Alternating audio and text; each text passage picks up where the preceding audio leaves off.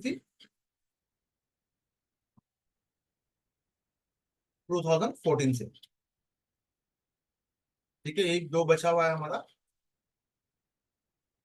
इस्पात उद्योग। देखिए 8 प्रमुख उद्योगों के बारे में, जो बेसिक कोर उद्योग है, इंडस्ट्री है, कोर इंडस्ट्री जिसको कहा जाता है।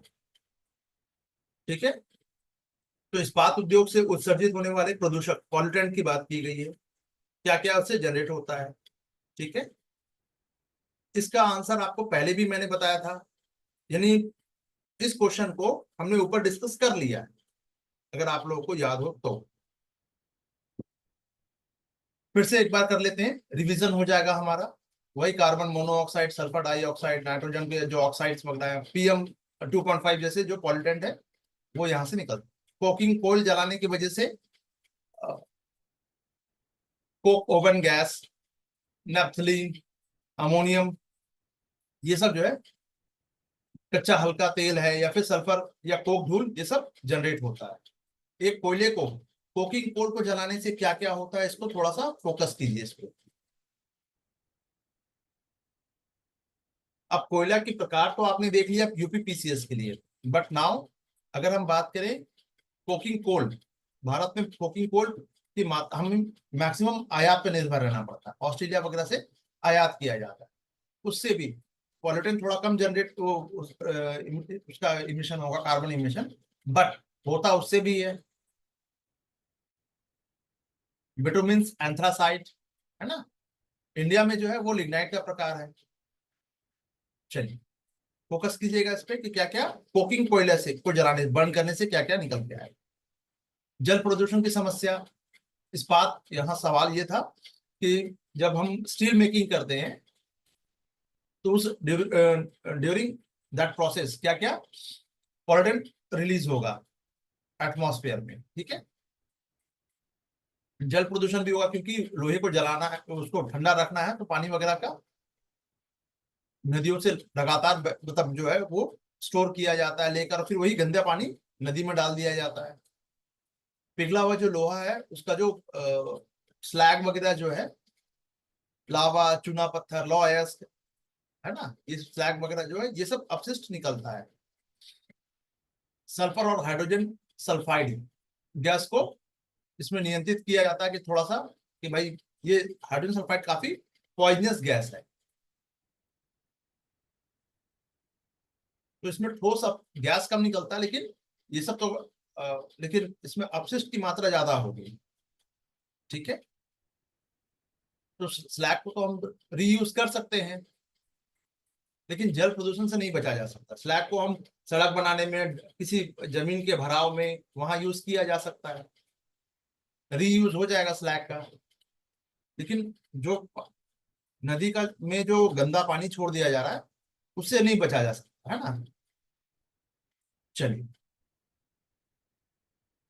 अब देखिए प्रदूषण को नियंत्रण करने के उपाय क्या क्या हो सकते हैं। इलेक्ट्रोस्टैटिक, प्रोसिपिटेटर, जो बैक फिल्टर, स्क्रबर, ये सब क्या है, वायु नियंत्रण को, प्रदूषण को नियंत्रित करने के उपाय हैं। रिसाइकिल करना है जल को, तो वाटर ट्रीटमेंट करने के लिए प्रदूषकों को आपको क्या करना होगा, फिल्टर करना पड़ेगा और उसको रीयूज करना होगा। अगर मान लीजिए कोई एक फैक्ट्री है, उससे ये पानी आपका जो पॉल्यूटेड वाटर जो है वो निकल रहा है, उसको कहीं आप एक जगह स्टोर कीजिए, फिल्टर कीजिए, और फिल्टर करके फिर उसको रीयूज कीजिए, बजाय इसके कि आप उसका यूज कर रहे हैं और उसको नदी में डालने के। ठीक है, ठोस अपशिष्ट प्रबंधन की बात करें तो स्लैग का निर्माण क्षेत्र में पुनः उसका रीयूज हो सकता है। ग्रीन टेक्नोलॉजी को अपनाना, ऑब्वियस सी बात है, कोक ओवन गैस का आप रीयूज कर सकते हैं। कोक ओवन गैस, अभी देखिए हमने यहाँ पे क्या देखा था, कोक ओवन जो गैस है, ये गैस, इसका रीयूज हो सकता है। आपस में चीजें इंटरमिंगल है, जुड़ी हुई हैं। अगर आप इसको ऐसे पढ़ते हैं, डेफिनेटली आपका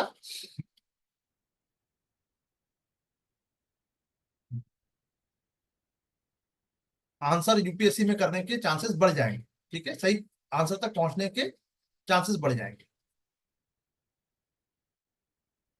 चलिए, स्वच्छ ऊर्जा स्रोत यानी कि सोलर एनर्जी पर, हाइड्रो पर, थर्मल पर, जा सकते हैं हम, डिपेंड कोक पे रहने के बजाय। ठीक है, कोयला आधारित जो ताप है, जो बिजली है, उस पर डिपेंडेंट धीरे धीरे कम करना होगा।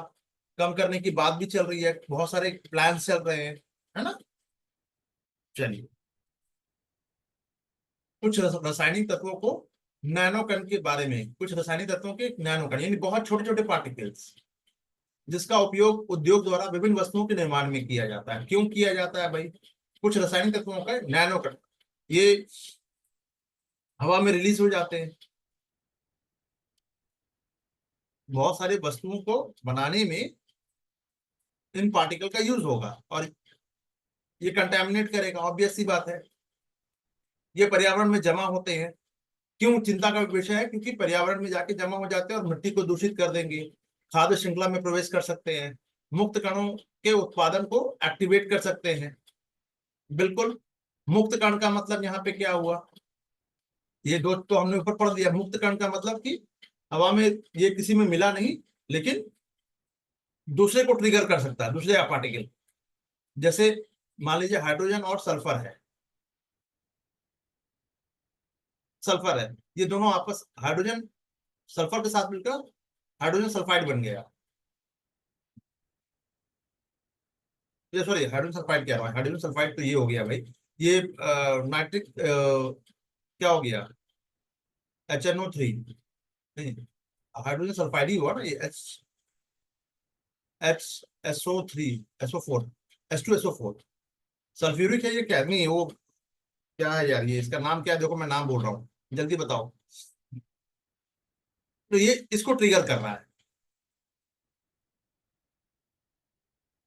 एसिड रेन बना रहा है, हाइड्रोजन सल्फाइड ही है शायद। सो औद्योगिकरण का नैनो, जो औद्योगिक प्रदूषण है उसका नैनो कण का प्रभाव क्या होता है? नैनो कण का मतलब मैंने पहले भी बता रखा, 10⁻⁹ इतना छोटा कण है ये। MM में है, और CM में अगर हम बात करें तो, सॉरी ये CM में है, और वो मीटर में बात करें तो 10⁻⁷ UPPCS ने पूछ रखा है। ठीक है, तो नैनो कण का उपयोग विभिन्न प्रोडक्ट और उद्योगों में किया जाता है। जैसे खरोच रोधी चश्मे, जो स्क्रब करते हैं, उसके चश्मे में दरार को भरने में, गैप को भरने में, पेंट वगैरह जो होता है उसमें किया जाता है। वॉल पेंटिंग में, कोटिंग करने में, साफ सफाई वाली खिड़कियां करने में, जो स्प्रे करते हैं ना और सफाई करते हैं, उसमें भी केमिकल यूज हो रहा है। पारदर्शी सनस्क्रीन या दाग प्रतिरोधी कपड़े में कहाँ कहाँ यूज हो रहा है इसका, देखिए। सोलर सेल के लिए सेरेमिक कोटिंग करने में। अब देखिए, सोलर सेल बहुत बड़े मात्रा में भारत सरकार इसको प्रमोट कर रही है। सिरेमिक कोटिंग से पोल्यूशन वहां भी होगा, लेकिन कम होगा, लेकिन नैनो पार्टिकल हो तो रहा है, ये भी ध्यान रखिएगा। अब अगला क्वेश्चन जो बनेगा UPSC में, वो इससे बनेगा। ये लीजिए, मैं लिख लिख दे रहा हूं, आप देख लीजिएगा। आप इसका पॉजिटिव एस्पेक्ट पढ़ के जा रहे हैं, UPSC आपसे क्या पूछेगा? Negative aspects. क्यों? दोनों तरफ की बात होनी चाहिए ना। तो सोलर सेल अच्छा है, लेकिन उसके कुछ कुछ चिंता का विषय भी है। उन चिंता के विषय में निम्नलिखित है, 1 2 3। अब बताइए कौन कौन सा है? Only 1, only 2, only 3। ये हुआ पढ़ने का अप्रोच। ये समझ में आया सभी को? कमेंट सभी लोग कर दीजिए, इतने लोग बैठे हुए हैं, कमेंट कर दीजिए जल्दी से। अभिषेक गौतम गायब है, वेरी गुड। नहीं, कमेंट सिर्फ करना, आपको नहीं समझ में आ रहा आप दोबारा पूछ सकते हैं, ठीक है। चलिए, नैनो कण का बहुत जगह यूज भी है, लेकिन ये पर्यावरण और स्वास्थ्य के लिए हानिकारक भी हो सकते हैं, इट कैन बी। तो ये कई जगह पे जाके स्टोर हो जाते हैं नैनो कण, क्योंकि बहुत छोटा पार्टिकल है, तो एक जगह स्टोर होकर उन्हें दूषित कर देंगे। वायुमंडलीय कणों के रूप में हवा में मिलकर श्वास के द्वारा इनहेल कर, मतलब वो जाकर आपके अंदर बैठ सकते हैं। क्लियर। कई तरह की बीमारियां अगर आप अंगों तक पहुंच गए तो वो डैमेज कर देंगे। लॉन्ग टर्म में ये बायोलॉजिकल इम्बैलेंस हो सकता है। ठीक है, चलिए।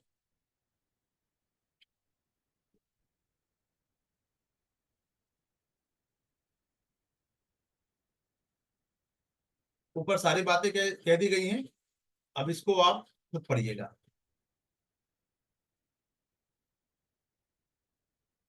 ठीक है,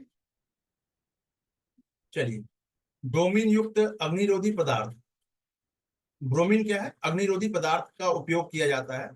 उपयोग मुद्दे और असबाब जैसे कई घरेलू उत्पादों में किया जाता है। यानी ब्रोमीन से जो केमिकल है, इसको कई जगह पे यूज किया जाता है, लेकिन इसको लेके भी चिंताएं हैं। आप बोलोगे यार ब्रोमीन से तो अग्निरोधक पदार्थ बन रहा है, तो अच्छी बात है, लेकिन अच्छाई के साथ साथ हमें थोड़ा सा उसके एडवर्स जो डिसएडवांटेज है, हर चीज अपने साथ कुछ अच्छाई या कुछ प्लस पॉजिटिव एंड कुछ नेगेटिव दोनों चीजें जुड़ी होती हैं। लेकिन आप एक आईक्यू का सवाल दे देता हूं आपको। अगर ये 60-40 का रेशियो है, तब तो आप इमरजेंसी में आप इसको ये कर सकते हैं, कंसिडर कर सकते हैं। लेकिन ये 90 और 10 का रेशियो में है, यानी 10% पॉजिटिव है, 90% नेगेटिव है, तो क्या इसको इम्प्लीमेंट करेंगे? जवाब है नहीं। कितनी भी जरूरत क्यों ना हो। बात समझ में आ रही है? 50-50 तक जा सकते हैं, लेकिन 50 बहुत ज्यादा हो जाएगा। 60% होना चाहिए। ठीक है, ये इथिक्स की क्लास में मैंने बता रखा है। क्लियर है? चलिए, नेक्स्ट क्वेश्चन को देखते हैं।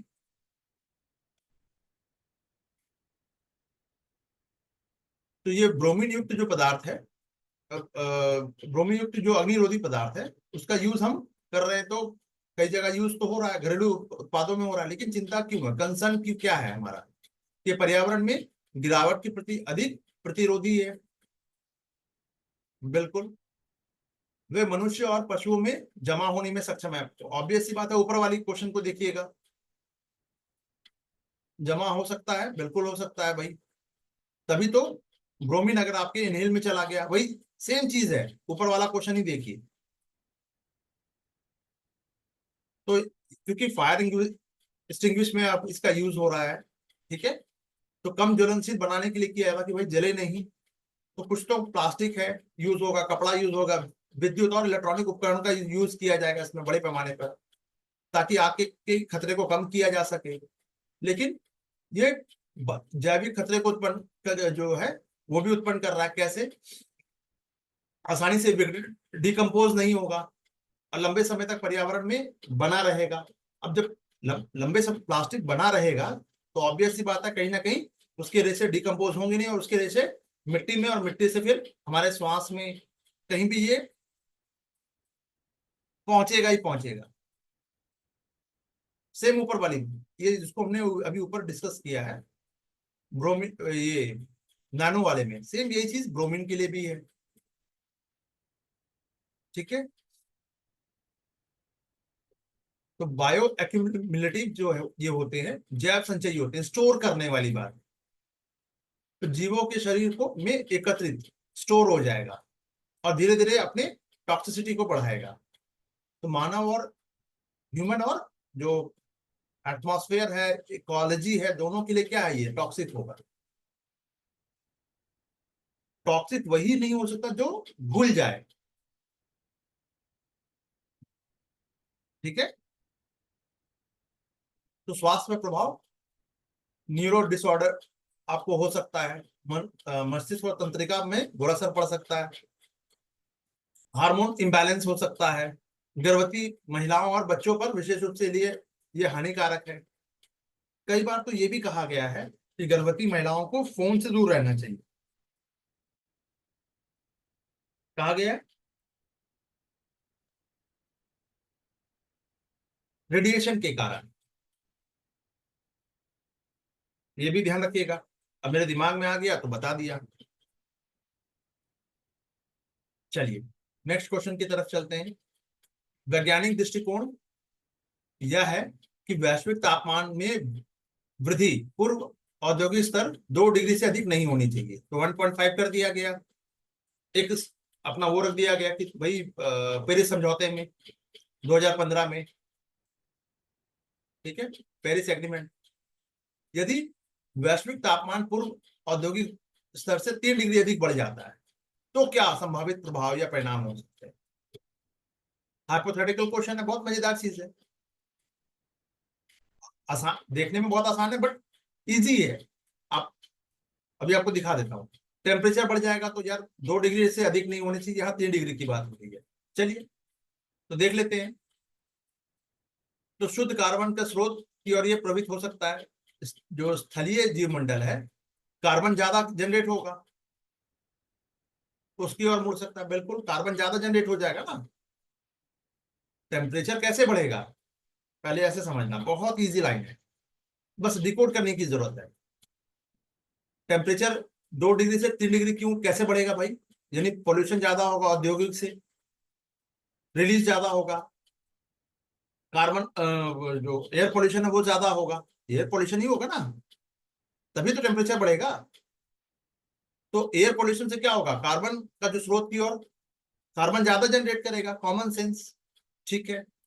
व्यापक स्तर पर प्रवाल की मृत्यु होगी, कोरल मर जाएगा, जमीन, ये जो कोस्टल एरिया है वो डूब जाएगा, समुद्र में जल स्तर बढ़ेगा, ध्रुवों में जमी बर्फ पिघल जाएगी, बता रखा है। अच्छा, तो ये दोनों तो हो गया। सभी वैश्विक जो आर्द्र भूमि, यानी जो आपका वेटलैंड है, स्थायी रूप से लुप्त हो जाएंगी। वेटलैंड लुप्त हो जाएगा, इसका क्या लेना देना भाई, ये तो दलदली क्षेत्र है ना, पॉसिबल नहीं है। लेकिन आर्द्र भूमि डाला गया है, देख लीजिए, है ना। कहीं भी विश्व में कहीं भी अनाज की खेती संभव नहीं, ये क्या बात हो गई, एक्सट्रीम है ना। सभी विश्व की कहीं भी कहीं खेती नहीं होगी, दोनों एक्सट्रीम स्टेटमेंट है। दिख रहा है गुलाब शाह जी, मयंक जी।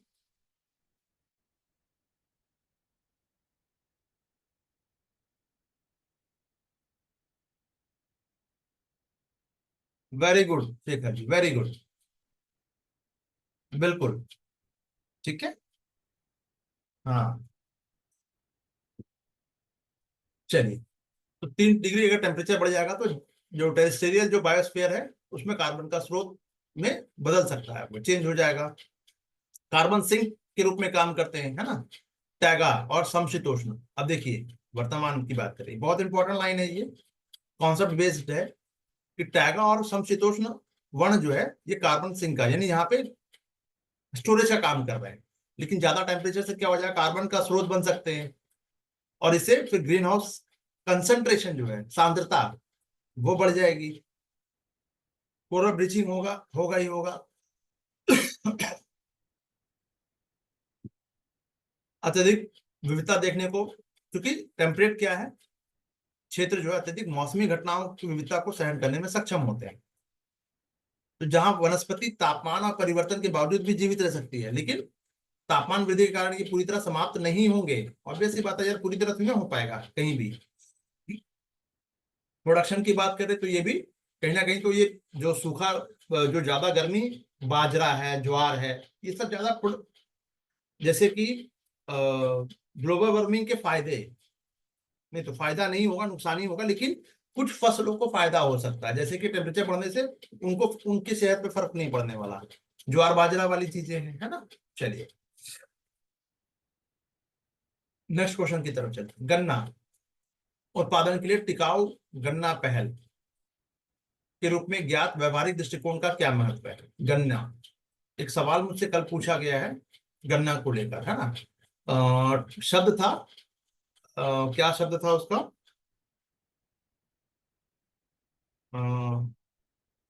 शब्द कमेंट करके बताइएगा जरा सा, कि लीस्ट वाटर, कुछ ऐसा कुछ सवाल था, कि सबसे ज्यादा पानी की कम डेंसिटी ऐसा कुछ था। 2020-22 में आया है ये क्वेश्चन, और ये मैंने पढ़ा भी रखा था आप लोगों को। ठीक है, या कमेंट करके बताइएगा वो वर्ड क्या था इंग्लिश में, वो टर्म्स मैं बोल रहा हूँ आपको। उसके बाद मैं उस पर थोड़ा सा बात कर लूंगा अभी भी, हालांकि हम इसको ज्योग्राफी में डिस्कस करेंगे। ठीक है, ज्योग्राफी का क्वेश्चन है, बट यहाँ पे देख लेते हैं। गन्ना उत्पादन के लिए टिकाऊ गन्ना पहल के रूप में ज्ञात व्यवहारिक दृष्टिकोण का क्या महत्व है? लीस्ट वाटर इफिशियंट, हाँ, लीस्ट वाटर इफिशियंट, न्यूनतम जल दक्ष, न्यूनतम जल दक्षता, दक्ष या दक्षता। ठीक है, अब इस पे आते हैं जरा सा, पहले हम इस पे बात कर लेते हैं फिर उस पे जाएंगे। हाँ चलिए, गन्ना क्या है, में पानी बहुत ज्यादा इनटेक करेगा। तो पहले हम इस वर्ड का मतलब समझ लें कि लीस्ट वाटर इफिशिएंट का मतलब जो एक एक बूंद की जो कीमत है, एक एक बूंद की कीमत दक्षता के साथ, इफिशियंसी के साथ हम यूज कर सकते हैं। क्या गन्ना में ऐसा हो सकता है? यानी कि सबसे कम पानी में, इसका मतलब क्या, न्यून दक्षता यहाँ पे देखने को मिलेगी ही नहीं। डिम्पल जी, दक्षता इफिशियंसी यहाँ पे देखने को मिलेगी ही नहीं, कम पानी में ये सवाल ये हो ही नहीं सकता। इसको बहुत ज्यादा वाटर इनटेक चाहिए, न्यूनतम, ये न्यूनतम लगा के। जल दक्षता का मतलब हो गया, अगर की बात करें कि ऐसा कौन सा क्रॉप है जो सबसे कम पानी लेता है, लेकिन यहाँ न्यूनतम लगा दिया गया, लीस्ट कर दिया गया, इसका मतलब सबसे ज्यादा पानी चाहिए इसको। यानी थोड़ा, थोड़े से पानी में, थोड़े से सिंचाई में पॉसिबल नहीं है इसको उगाना। लेस वाटर, हाँ जी बिल्कुल, लेस वाटर रिक्वायरमेंट। नहीं नहीं नहीं नहीं नहीं नहीं नहीं, यही तो, यही गड़बड़ हो गया, यही गड़बड़ हो गया, यहीं पर गड़बड़ हो गया शेखर जी। आप कहोगे लेस वाटर रिक्वायरमेंट, तो ये बात उलट गई, तब तो बाजरा हो जाता है उसका आंसर। गन्ना है, गन्ना क्यों? क्योंकि गन्ने को सबसे ज्यादा पानी की आवश्यकता होती है, लीस्ट वाटर इफिशियंट है वो।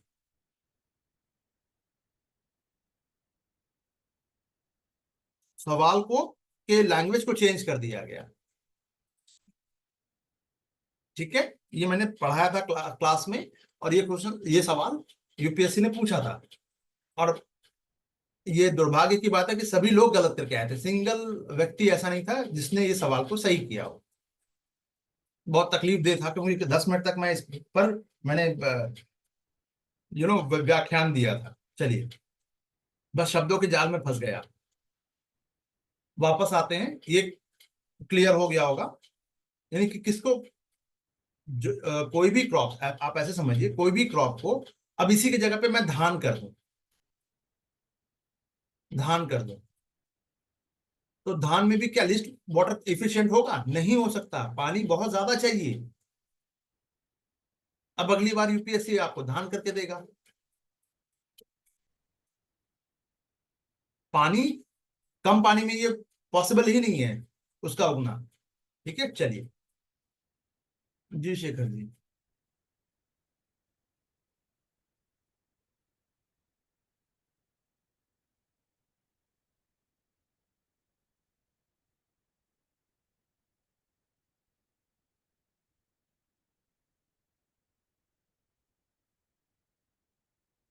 यही कंसर्न ब्लेंड,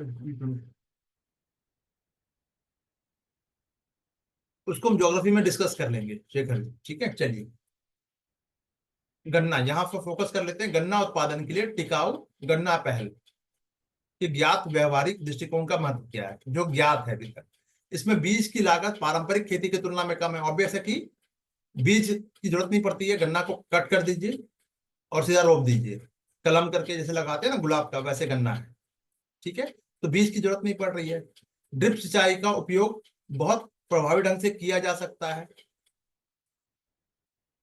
गन्ना में ड्रिप सिंचाई यूज हो सकती है क्या? यानी उसके जड़ों में एक एक बूंद गिराते रहिए।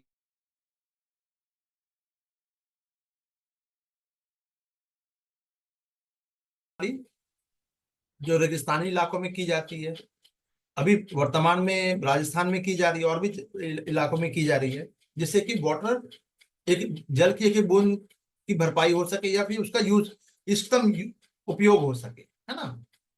तो कोई भी फसल में की जा सकती है, गन्ना क्या किसी में भी की जा सकती है, बिल्कुल की जा सकती है। इसमें किसी भी प्रकार के रासायनिक और अकार्बनिक उर्वरकों का उपयोग नहीं किया गया है, ये फालतू की बात है। टिकाऊ में गन्ना पैल में प्रोडक्शन ज्यादा होना चाहिए, तो इसके लिए रासायनिक या अकार्बनिक, रासायनिक भी लिख दिया है और अकार्बनिक भी लिख दिया है, यानी रासायनिक केमिकल का यूज नहीं किया जाएगा, नहीं ऐसा नहीं है। पारंपरिक खेती की तुलना में ये अंतर फसल की गुंजाइश अधिक है। अंतर फसल क्रॉप, उसकी बात हो रही है, इंटरचेंज की बात हो रही है, यानी फसल को बदल बदल के लगाने की बात होगी। तो बिल्कुल फसल को अलग अलग करके, जैसे क्रॉप इंटर एक्सचेंज की बात हो रही है, इसकी गुंजाइश अधिक होगी। तो 1 2 4 हो गया आपका सही, बी आंसर, आंसर बी है, ठीक है। अब हम थोड़ा सा देख लेते हैं इस पर, गन्ना तो अर्ध शुष्क उष्णकटिबंधीय क्षेत्र का फसल है, ठीक है। तो सतत चीनी पहल, चीनी सबको चाहिए भाई, है ना, शुगर की बात हो रही है, गन्ना से ही आएगा, चुकंदर से भी आएगा, है ना, दोनों से आ जाएगा। तो अंतरराष्ट्रीय फसल अनुसंधान संस्थान ने और world wide fund for nature, WWF ने, दोनों ने मिलकर इसको, इस पहल को, इनिशिएट को लिया था। इंपॉर्टेंट ये है, ठीक है। तो पारंपरिक खेती जो विधियों की तुलना में इसमें इनपुट कम करना है इसका मेन, कि भाई बीज की जरूरत ही कम पड़ेगी, गन्ने को आप कलम कीजिए और फिर लगाइए, लग जाएगा। कम बीज, कम पानी, उर्वरकों का इष्टतम उपयोग और भूमि का सही प्रबंधन करना, मैनेज करना, ठीक है। तो इनपुट को कम करेगा, ऑब्वियस सी बात है, बीज कम, इसकी जरूरत कम पड़ेगी। इंटरक्रॉपिंग और ड्रिप सिंचाई की गुंजाइश बिल्कुल है, जिससे प्रोडक्टिविटी बढ़ेगी, पानी की लागत कम बचत होगी, एक एक बूंद आप दे रहे हैं, है ना। एनपीके का उपयोग किया जाता है, इसीलिए जैविक और अकार्बनिक दोनों का यूज किया जा रहा है, तो ये ऊपर वाली लाइन गलत हो गई, है ना,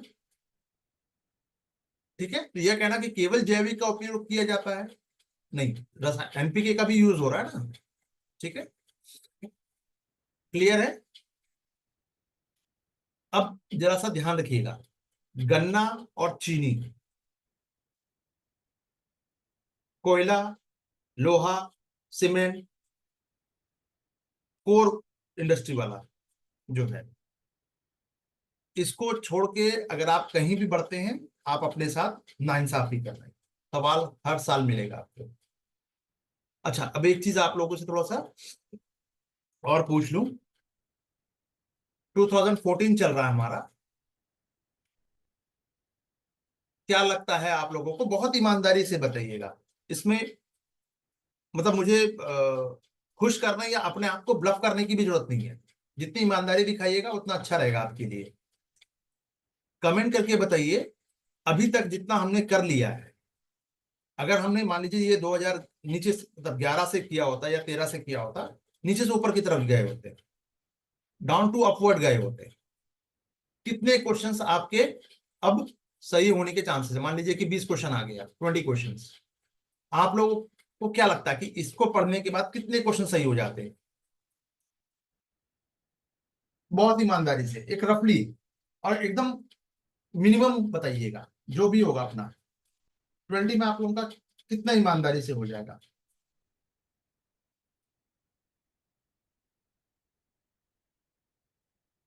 नहीं, वेरिएशन मत बताइए, वेरिएशन। अच्छा गुलाब शाह जी, 16 से 18, अरे रे, मिनिमम बताइए, मिनिमम।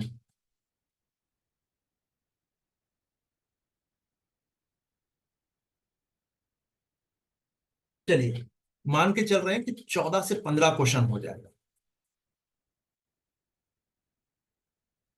14 से 15, मैं समझ गया आप लोगों की बात। ऑन एवरेज अगर हम बात करें, सबसे कम जो है वो मयंक जी ने कहा, वेरी गुड,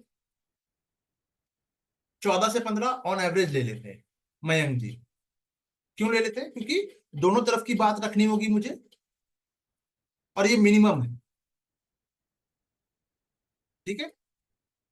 अगर हम 13 भी पकड़ देते हैं, आप ही के शब्दों में कहें, तो 13 into 3,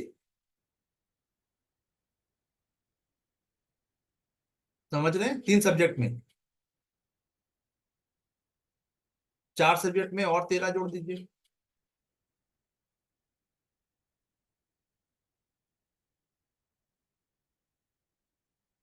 बात समझ में आ रही है? ये आपके शब्द है, ये आपका नंबर है। ठीक? तो इसका मतलब ये निकल के आया कि अगर आप लोगों ने, फिर से सुन लीजिए, history, polity, economy, geography and क्या नाम है आपका, इन्वायरमेंट, 5 सब्जेक्ट को अगर आप लेके चल रहे हैं, plus current affair, plus current affair, तो इसके आपने नोट्स जो मैंने आप लोगों को प्रोवाइड करवाया, इसी को ही, उसी उसी नोट्स को ही आप पढ़ लीजिए, और उसका, उसमें जो एड ऑन किया गया होगा वो करंट अफेयर्स ने से कवर हो गया। यानी नोट्स में थोड़ी सी, नोट्स 2 साल पुराना हो गया, आपको लगेगा अरे अपडेट नहीं है, फालतू की बात। अपडेट करंट अफेयर में होता है, कोई भी नोट्स 1 साल के बाद पुराना ही हो जाएगा। अपडेशन की गुंजाइश 10 to 20% होती है, वो करंट अफेयर से कवर होती है। दोनों चीजें आपकी हो गई। PYQ आपने कर लिया, 70 क्वेश्चन आपका हो गया, मिनिमम बता रहा हूं बॉस। किसी भी 5 सालों में, 4 सालों में, जब से आप लोग जुड़े हुए हैं, आप लोग देख सकते हैं 84 तक गया है ना, क्वेश्चन पढ़ाने के बाद। तो ज्यादा के चक्कर में मत रहिएगा। जो बेसिक्स मैंने करा दिया है, जो नोट्स आपके पास है, आप उसी को बार बार मल्टीपल टाइम्स समय दे के पढ़िएगा। रीडिंग मार के नहीं पढ़ना, आराम आराम से, आराम से पढ़ने में समय ज्यादा लगता है ना।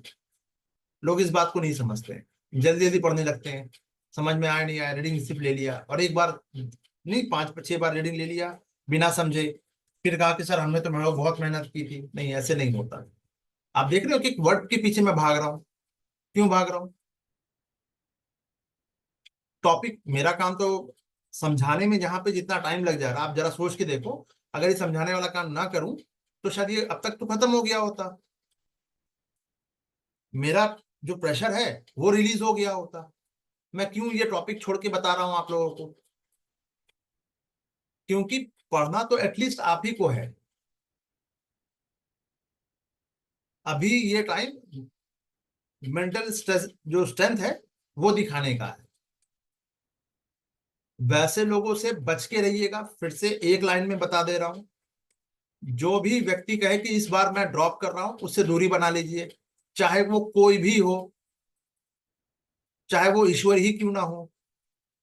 ईश्वर ऐसा आपके साथ नहीं करेंगे।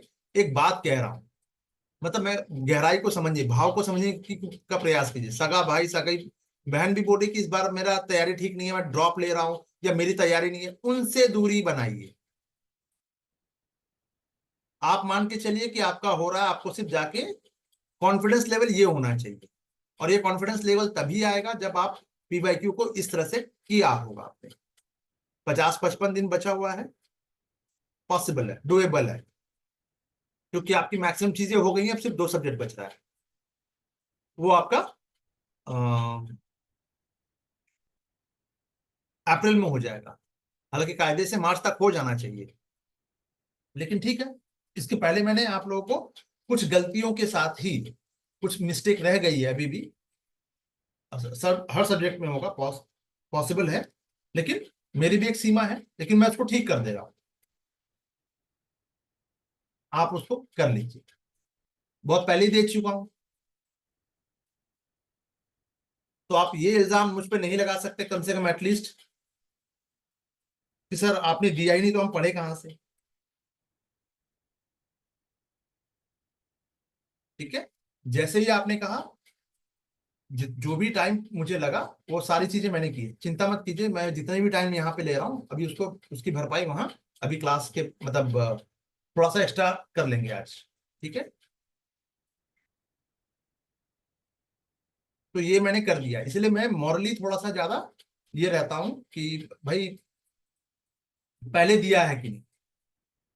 डेट वाइज आप जाके चेक कर सकते हैं कब कब मैंने क्या क्या दिया है, टेलीग्राम ग्रुप में लगा हुआ है, डेट चेंज होगा नहीं। है ना। तो मेरी तरफ से बात तो बन गई है, मैंने अपना काम कर दिया, अब आपका काम बाकी है। तो अब घबराने की जरूरत नहीं है। सी सेट पे थोड़ा सा कॉम्प्रिहेंशन पे ध्यान दीजिएगा। कोशिश करूंगा कि एक वीडियो बना के या जो भी होगा, क्लास लेना हो तो क्लास लेके एक एक बार और बता दूंगा कॉम्प्रिहेंशन। मैथ्स और रीजनिंग के लिए मैंने आप लोगों को शेयर कर दिया है हर चीज। किसी को अभी भी लग रहा है कि नहीं सर कुछ नहीं हुआ है शेयर, तो आप बता दीजिएगा, ठीक है। उसको डेली प्रैक्टिस करनी, मैथ्स को और रीजनिंग को डेली 1 घंटा दोनों को देना है। 1 घंटा, 2 घंटा, 2 घंटा मान लीजिए, ठीक है। चलिए आगे बढ़ते हैं। 10 मिनट अगर यहाँ लगा है तो 10 मिनट हम एक्स्ट्रा लेंगे क्लास, उसकी चिंता मत कीजिए।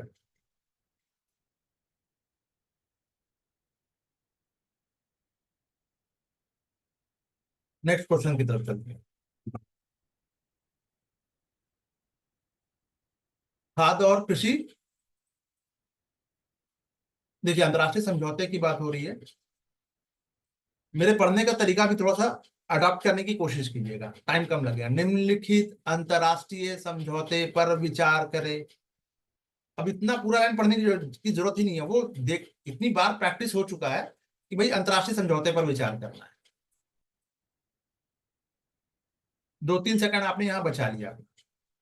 और क्वेश्चन प्रश्न को एक ही बार में ध्यान से पढ़िए, बार बार अगर एक बार ध्यान से नहीं पढ़ा फिर दोबारा पढ़ने गए तो डबल मेहनत लग जाएगी।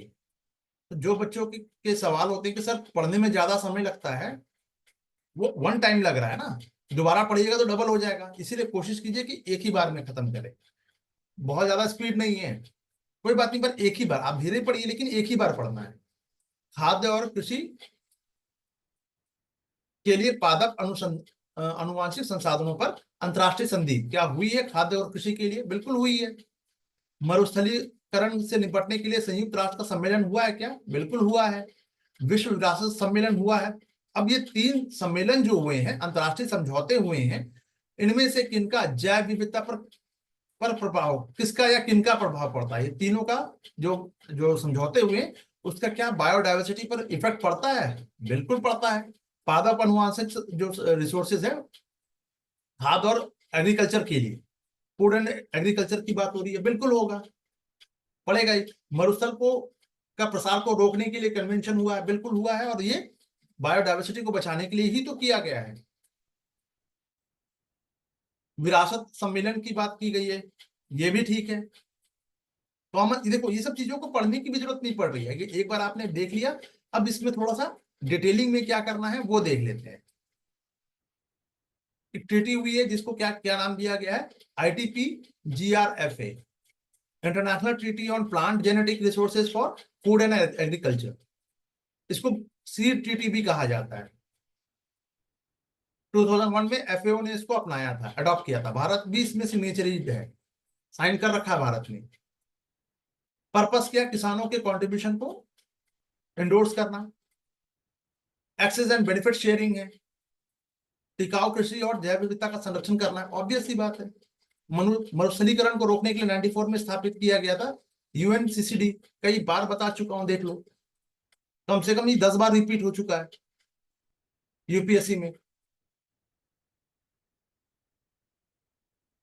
तो सस्टेनेबल डेवलपमेंट को प्राप्त करने के लिए, लक्ष्य को प्राप्त करने का ये लक्ष्य रखता है, ऑब्वियस सी बात है। क्योंकि आपको पर्यावरण और इकोसिस्टम को, सस्टेनेबल डेवलपमेंट को टिकाऊ भूमि प्रबंधन से जोड़ने वाला एकमात्र कानूनी रूप से बाध्यकारी समझौता है ये। हो गई बात खत्म। और ये सिफारिश की गई थी रियो में, अर्थ समिट में, जिसको पृथ्वी सम्मेलन भी कहा जाता है ना।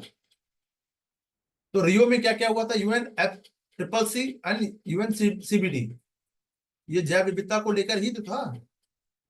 वर्ल्ड हेरिटेज कन्वेंशन यूनेस्को का। भाई प्राकृतिक, जल्दी से कमेंट करके बताइए, भारत का एकमात्र ऐसा स्थल जो प्राकृतिक और सांस्कृतिक दोनों रूप से यूनेस्को ने इसको संरक्षित कर रखा है, इकलौता है। कल्चरल भी है, प्राकृतिक ही नहीं। प्राकृतिक तो 7-8 हो गए, 10 हो गए, कितने हो गए वो भी बताइए। उसका नाम पूछ रहा हूँ। कंचनजंगा। अरे रे रे रे, कल्चरल भी कंचनजंगा, वेरी गुड, क्या बात है। और कोई धरती पर कोई वीर नेगेटिव कर पाए? गंगा लो, मतलब हाँ, सही है। दो लोगों ने अपना नुकसान कर बैठा, हिट विकेट हो गए। आईपीएल से बचिएगा भैया ना, स्पेशली बॉयज। नहीं, ये दोनों नहीं है। चलिए, कम से कम गूगल करके ही बता दीजिए, एटलीस्ट याद रहेगा आप लोगों को। क्लियर कन्वेंशन क्या है? गार्डा। अरे भारत का पूछ रहा हूँ, गार्डा कहाँ चले गया भाई? लो, तीसरा हिट विकेट, वेरी गुड। मैं भारत का पूछ रहा हूँ, विश्व में तो और भी है, बट मैं भारत का पूछ रहा हूँ। गूगल कीजिए, गूगल देवता के शरण में जाइए, बुक तो याद रहेगा नहीं। वो कल्चरल है, दुर्गा पूजा। प्राकृतिक ना है, सांस्कृतिक और प्राकृतिक दोनों हैं। अरे दादा, डबल हिट विकेट। हम्म।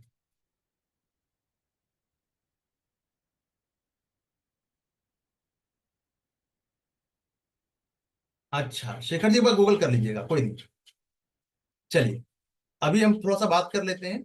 भारत में इसके सिग्नेचरी है 40। विश्व धरोहर स्थल है, 40 है या 41 है, वो देख लीजिएगा। मिश्रित संपत्ति में देखिए एक आता है ना, ये कौन है?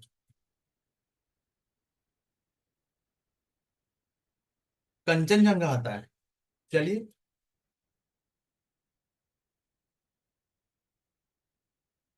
अगर कंचनजंगा आ रहा है तो वेरी गुड। शशांक जी का सवाल जो है उत्तर सही हो गया। मुझे स्पॉन्टेनियस अभी याद नहीं आ रहा है, इसीलिए मैं कुछ भी गलत कहने से बचता हूँ। ठीक है, चलिए। तो ये तीन में, ये सात प्राकृतिक वाले, इसके नाम देख लीजिएगा आप लोग। नहीं मिलेगा तो आप मुझे बता दीजिएगा। 32 कल्चरली है, इसके नाम आपको याद अगर कर ले तो अच्छी बात है, नहीं है तो छोड़ दीजिएगा। कुछ इंपॉर्टेंट देख सकते हैं, बट ये देख लीजिएगा। हाँ हाँ, ठीक है शेखर जी, कोई दिक्कत नहीं। कंचनजंगा, ठीक है। चलिए,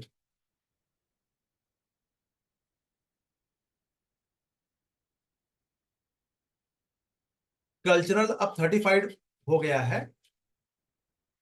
35 अगर हो गया है ये, तो 43 हो गया विश्व धरोहर स्थल अपडेट में।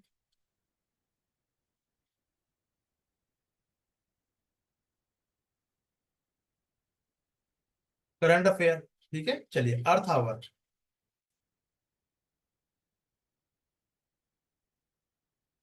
अर्थ आवर यूएनईपी और यूनेस्को की एक पहल है। इनिशिएट किसने लिया है? दोनों की, यूएनईपी और यूनेस्को की। यूनेस्को की अर्थ आवर क्या करने जाएगा भाई? अर्थ आवर का मतलब क्या हो गया? यूएनईपी तो समझ में आता है, चलो एक मिनट, वो हो भी सकता नहीं भी हो सकता, लेकिन यूनेस्को क्या करेगा वहां पे?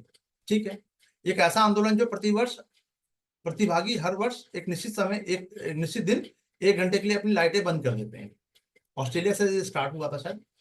ठीक है, और जलवायु परिवर्तन और ग्रह को बचाने की आवश्यकता के बारे में जागरूकता बढ़ाने के लिए एक आंदोलन है। कोई दबाव के साथ नहीं है, सरकारें करती हैं ऐसा। कुछ इमरजेंसी जगह को छोड़ दिया जाए तो बाकी जगह की लाइटें बंद कर दी जाती है। ठीक है, चलिए। तो ये एक वैश्विक आंदोलन है, WWF द्वारा स्टार्ट किया गया था, ऑब्वियस है। आखिरी शनिवार, मार्च के आखिरी शनिवार को मनाया जाता है, इसी साल मनाया जाएगा, मार्च में जो भी आ जाएगा, है ना। चलिए, लाखों लोग भाग लेते हैं, ठीक है।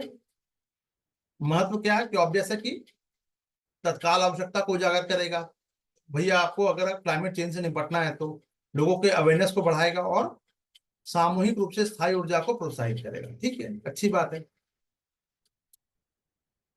चलिए, सब रिपीटेशन में ही था। क्वेश्चन नंबर 8 पे चलते हैं। यदि अंतरराष्ट्रीय महत्व के किसी, देखिए अब यहाँ पे एक और चीज है, अर्थ आवर में वापस आते हैं। अर्थ आवर के अलावा और भी अगर कोई अवेयरनेस प्रोग्राम वर्ल्ड लेवल पे चलाया जा रहा है तो वो भी इंपॉर्टेंट रहेगा। वो सारी चीजें आपको एनवायरनमेंट में मिल जाएगी। तो अभी आप लोग का प्रिपेयर हो रहा है एनवायरनमेंट, अभी इसमें काम बचा हुआ है।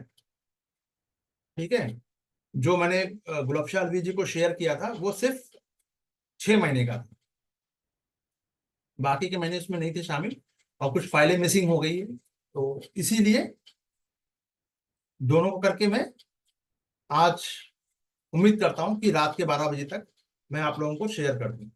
अब 12 बजे का मतलब वो 1 बजे भी हो सकता है, 10 बजे भी हो सकता है, मतलब आज हो जाएगा। ठीक है, अगर ठीक है, चलिए। और शेखर जी, आप मुझे एक बार मैसेज कर दीजिएगा ताकि मैं आपको शेयर कर सकूं इकोनॉमी वाला, नहीं तो मैं फिर भूल जाऊंगा। मुझे अभी याद आया कि मैंने आपको शेयर नहीं किया है करंट अफेयर वाला। ठीक है, फैब तक का उसमें ऐड हो गया है। ठीक है, तापमान के लिए चलिए हो गया है, क्लाइमेट चेंज, जैव विविधता को हानि और जलवायु परिवर्तन की ओर लोगों का ध्यान आकर्षित करना, ये सब पर्पस था। चलिए, ये सब तो हो गया हमारा। क्वेश्चन नंबर 8 पे चलते हैं। यदि अंतरराष्ट्रीय महत्व के किसी आर्द्र भूमि को, देखिए फिर से आर्द्र भूमि आ गया, मॉन्ट्रिक्स रिकॉर्ड के अंतर्गत लाया जाता है, तो इसका मतलब क्या है? इस रिकॉर्ड के अंतर्गत लाने का मतलब क्या है कि मानव हस्तक्षेप के परिणाम स्वरूप आर्द्र भूमि का जो इकोसिस्टम में चेंजेस आया है या होने की संभावना है। इसलिए मान लीजिए कोई लैंड है, पीस ऑफ लैंड है, वो रामसर साइट में हो या ना हो, ठीक है, दलदली भूमि है मान लीजिए, ठीक है, और वो उसमें इंटरफेयर हो रहा है, इंक्रोचमेंट हो रहा है, ह्यूमन एक्टिविटी हो रही है जिससे कि उसका नेचर में परिवर्तन हो सकता है, तो सबसे पहले इसको मॉन्ट्रिक्स रिकॉर्ड में लाया जाएगा, बाद में फिर इसमें रामसर साइट में शामिल किया जाएगा, स्टेप बाय स्टेप है। ठीक है, चलिए। तो ये वेटलैंड का एक रजिस्टर है। सबसे पहले रजिस्टर, अगर कोई भी एक्टिविटी, ह्यूमन एक्टिविटी के कारण अगर उसका नेचर चेंज हो रहा है तो इस रामसर कन्वेंशन के तहत इसको रखा जाएगा। ठीक है, तो सबसे पहले उसे रिकॉर्ड पर लाया जाएगा, लिस्ट पे, उसके बाद रामसर साइट में डाल दिया जाएगा। ठीक है, तो आर्द्र भूमि का डेफिनेशन देखें तो दलदल या दलदली भूमि, पीटलैंड या जल क्षेत्र शामिल होगा। ये प्राकृतिक भी हो सकता है और मानव निर्मित भी हो सकता है। भारत में मानव निर्मित कौन सा है रामसर साइट, कोई बता सकता है? डिम्पल जी, चलिए। तो यह स्थिर या बहता हुआ ताजा जल या खारे पानी या नमकीन पानी भी शामिल है। वेरी गुड, बहुत इंपॉर्टेंट है, रट लेना। समुद्री क्षेत्र भी आ जाएगा इसमें, और उनकी कम ज्वार और जिसकी गहराई 6 मीटर से कम हो। दिवस कब मनाया जाता है? 2 फरवरी। यूपीपीसीएस ने कई बार पूछा है, याद नहीं है तो याद कीजिए ना भाई। ऐसे ही तो बने सवाल, कैसे बनेगा? बॉलर आपके हिसाब से, आप बैट्समैन है तो बॉलर आपके हिसाब से क्यों ना बॉल डालेगा? यूपीएससी बॉलर है, आप बैट्समैन हो। केवला देव जी, ये भी अच्छा जो मैंने पूछा है इसी में है उसका आंसर, जो मैंने अभी क्लास ले ली है, कल परसों जो भी, जब भी क्लास ली है, इसमें बता रखा है मैंने।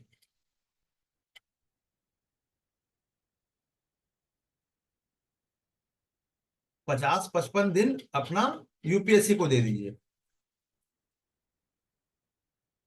ठीक है, इंटेंसिटी की बात कर रहा हूं, इसका मतलब ये नहीं कि खाना पीना छोड़ दीजिए, नहीं, खाना पीना दबा के खाइए और दबा के सोइए और दबा के पढ़िए, तीन ही काम बचा है आपके पास। भारत की स्थिति, ठीक है, भारत आर्द्र भूमि के मामलों में दक्षिण एशिया में प्रथम स्थान पे, दक्षिण एशिया में है, वर्ल्ड में नहीं है। एशिया में ये तीसरे स्थान पे है। रामसर कन्वेंशन क्या है? ये वेटलैंड कन्वेंशन भी इसको कहा जाता है, अंतर्राष्ट्रीय समझौता है आर्द्र भूमि को के संरक्षण और सतत उपयोग के लिए। ठीक है, इसको लाया गया था 71 में। रामसर ईरान का एक शहर है, उसके नाम पे रखा गया। ठीक है, भारत ने साइन कर रखा है। और ये एकमात्र अंतर्राष्ट्रीय संधि है जो आर्द्र भूमि से संबंधित है। कोई रेगुलेशन व्यवस्था नहीं है, बल्कि सिर्फ दिशा निर्देश देने वाली, यानी गाइडलाइन देने वाली संधि है ये, कोई बाध्यकारी नहीं है।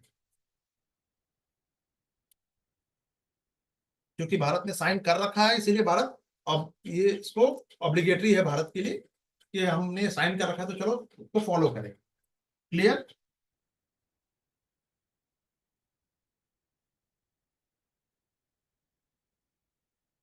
देखिए फिर से वेटलैंड पूछा गया, वेटलैंड इंटरनेशनल नामक संस्था, नामक संरक्षण जो संगठन है, उसके संदर्भ में कथन सही पूछा है। देखिए ध्यान दीजिएगा, सही पूछा गया है। रामसर कन्वेंशन पर हस्ताक्षर करने वाले देश द्वारा गठित एक इंटर गवर्नमेंटल ऑर्गेनाइजेशन है। अब ये कहाँ से आ गया? ये बिल्कुल अलग अलग चीजें हैं। ज्ञान को विकसित करने, संगठित करने के स्तर पर काम करता है और बेहतर नीतियों की वकालत करने के लिए व्यवहारिक अनुभव का उपयोग करता है। बिल्कुल सही बात है, पर दो अलग अलग चीजें हैं, इसीलिए पहला नहीं होगा, दूसरा होगा, केवल दो। ठीक है। इंटरनेशनल क्या है? ये वेटलैंड को लेकर ही है, रेस्टोरेशन के लिए काम करता है, स्वतंत्र है, इंटर गवर्नमेंटल ऑर्गेनाइजेशन है, एनजीओ का समर्थन करेगा सरकार के लिए, सरकार और एनजीओ के बीच में। ठीक है। रामसर से इसका कोई लेना देना नहीं है। ठीक है। एडवोकेसी भी करेगा ये पॉलिसी लेवल पे। वेटलैंड जो इंटरनेशनल का इतिहास की बात करें तो ये 37 में स्थापित हुआ है, पक्षियों के लिए, जलीय पक्षी वगैरह जहाँ पे आते हैं। ठीक है। इसके बाद इसका नाम बदल दिया गया, नाम बदलते बदलते फिर क्या क्या चीजें हो गई। पहले waterfall and wetland research bureau किया गया, बाद में फिर लंबा इतिहास है इसका। 95 में आप इसको याद रख सकते हैं। 95 में, अच्छा एक चीज और काम की चीज जो है, हम्म, ये जो तीन संगठन को मिलाकर कर दिया गया है, एक साथ काम करने लगे। ठीक है। ये देखिए, ये भी थोड़ा सा एक अवेयरनेस वाली बात है। ये तीन संगठन जो है,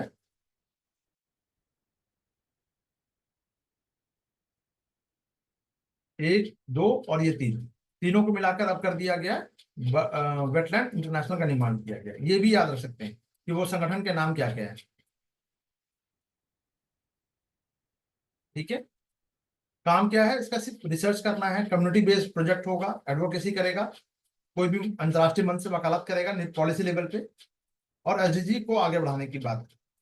लेकिन इसका रामसर साइट से, रामसर जो कन्वेंशन है उससे कोई संबंध नहीं है, पर काम दोनों वेटलैंड के लिए ही करेंगे।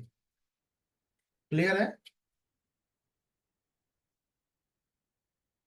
जल्दी हो जाइए।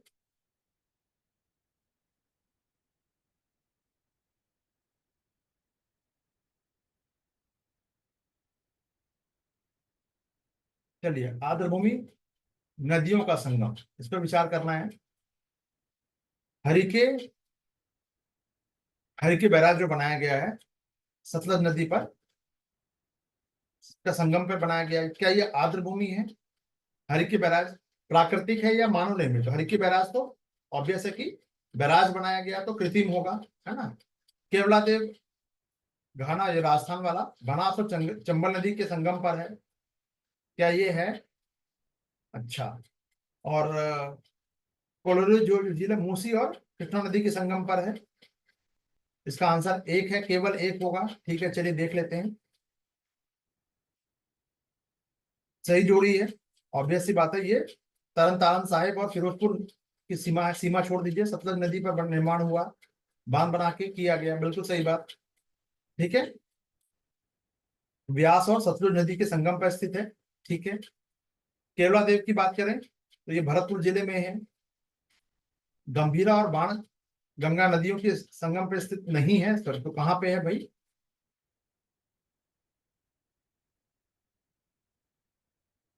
नहीं है बोल रहा है कहाँ पे? एक मिनट जरा सा इसको चेक कीजिएगा। नहीं है ये तो, एक सेकंड, एक सेकंड। बनास और चंबल, तो यहाँ नहीं क्यों होगा भाई? यहाँ तो होना चाहिए ना ये। एक बार चेक कीजिएगा इसको। ठीक है, यूनेस्को ने इसको विश्व धरोहर का दर्जा दिया हुआ है। ठीक है,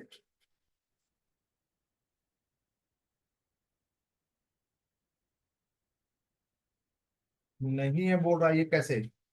बाण गंगा और गंभीरा, बनास और चंबल नदी, तो ये तो सही होना चाहिए ना यहाँ पे। इस नदी पर नहीं होकर, बनास और चंबल नदी पर नहीं होकर, बाण गंगा और गंभीरा नदी पे होना चाहिए। डिम्पल जी,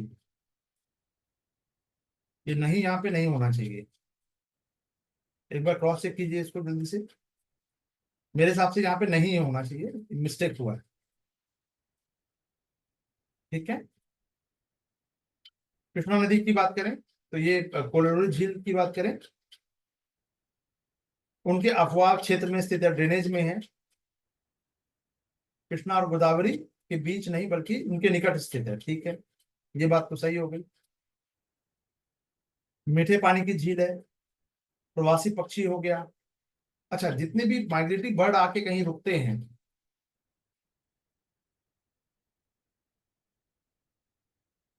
जी जी जी जी, मैं भी वही कह रहा हूँ कि, मैं भी वही कह रहा हूँ कि ये नहीं, यहाँ पे नहीं होना चाहिए। गंभीरा और बाणगंगा नदी के संगम पर यह स्थित है, केवला देव। मैं ये कह रहा हूँ, इस लाइन को खाली चेक कर लीजिए।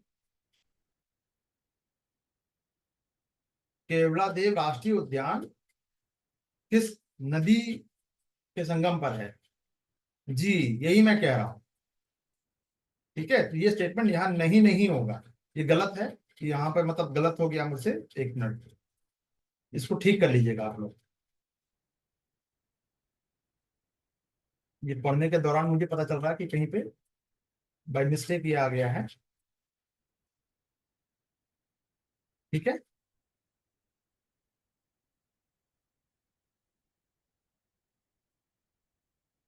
चलिए।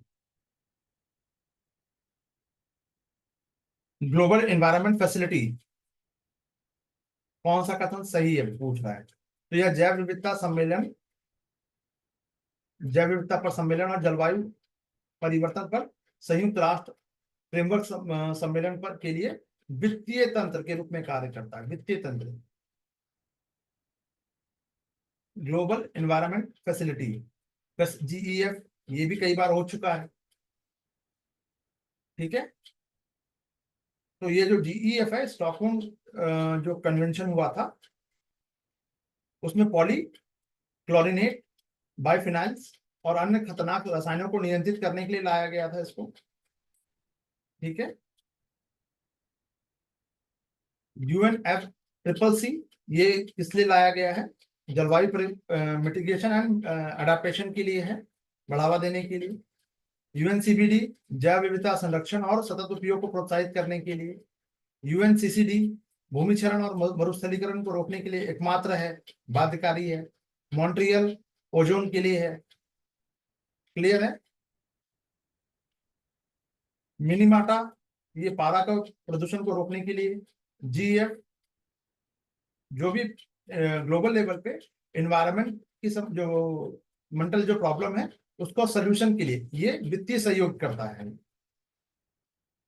ठीक है, 1992 में पृथ्वी सम्मेलन में इसको स्थापित किया गया, मुख्यालय इसका वॉशिंगटन डीसी है। स्ट्रक्चरल संगठन कौन कौन है जीईएफ का, ये देख लीजिए, यूएनडीपी, यूएनईपी और वर्ल्ड बैंक। ठीक है, पर्पस क्या है, वही वित्तीय जो सहायता प्रदान करना है। कोई भी क्लाइमेट चेंज वाला जो अगर एक्शन लेना है, उस पर फंड की जरूरत है तो ये फंड देगा। किसको? विकासशील देशों को उनकी पर्यावरणीय प्राथमिक प्रतिबद्धताओं, कमिटमेंट को पूरा करने में मदद करता है ये जीईएफ। कल को अगर भारत को अगर कोई मदद चाहिए तो ये इसको फंड कर देगा। क्लियर। चलिए नेक्स्ट क्वेश्चन की तरफ चलते हैं। पशु कल्याण बोर्ड की स्थापना जो है 1986 के तहत की गई थी। नहीं, ये तो 1972 वाले में किया गया ना बॉस। और 72 में तो वो लाया गया, वन्य जीव के लिए एक एक्ट लाया गया था। तो बोर्ड की बात हो रही तो बोर्ड उससे पहले होगा जो भी है। कॉमन सेंस यही कहता है। राष्ट्रीय बाघ संरक्षण जो है प्राधिकरण एक वैधानिक निकाय है, स्टैट्यूटरी बॉडी है, 73 में बनाया गया है, बिल्कुल सही बात।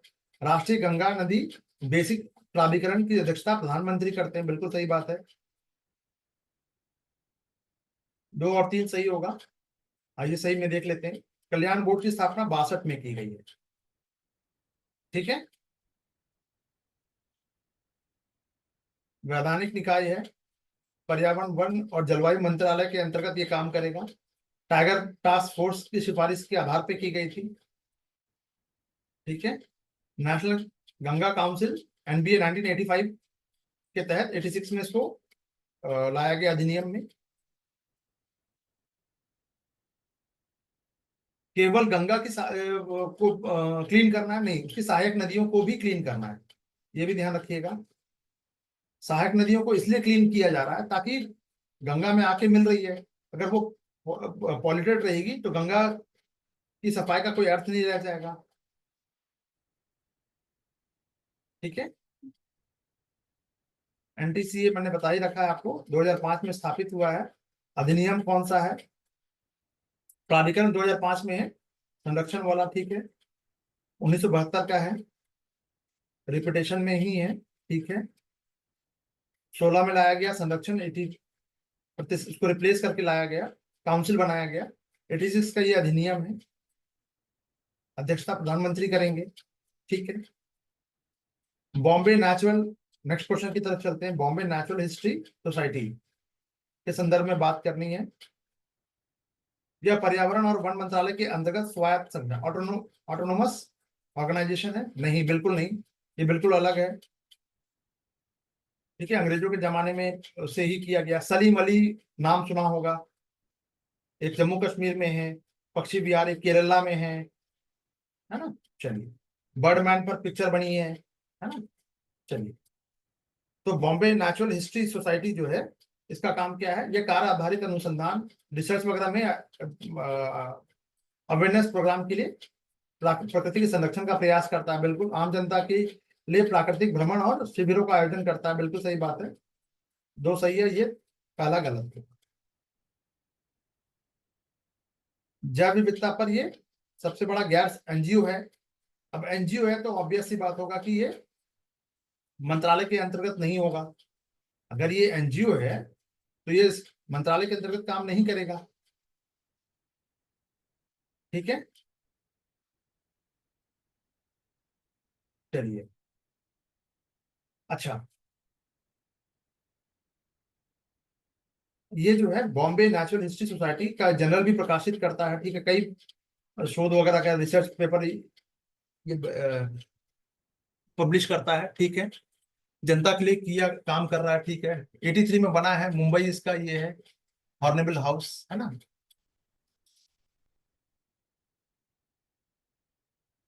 वित्तीय सहायता प्रदान करेगा शोध वगैरह के लिए। प्रतीक चिन्ह क्या है? हॉर्निबल, द ग्रेट हॉर्निबल जो है इसका प्रतीक चिन्ह है, ये जरूर कीजिएगा। अब ये मशीन लर्निंग और इंटेलिजेंस एआई का यूज करके पक्षियों की प्रजातियों की पहचान करता है। ये अब एक नई चीज आ गई, ठीक है। कुछ इंपॉर्टेंट चीजें आपने यहाँ देख ली। नेक्स्ट क्वेश्चन की तरफ चलते हैं। पारिस्थितिकी संवेदनशील क्षेत्रों के संदर्भ में कौन सा कथन सही है?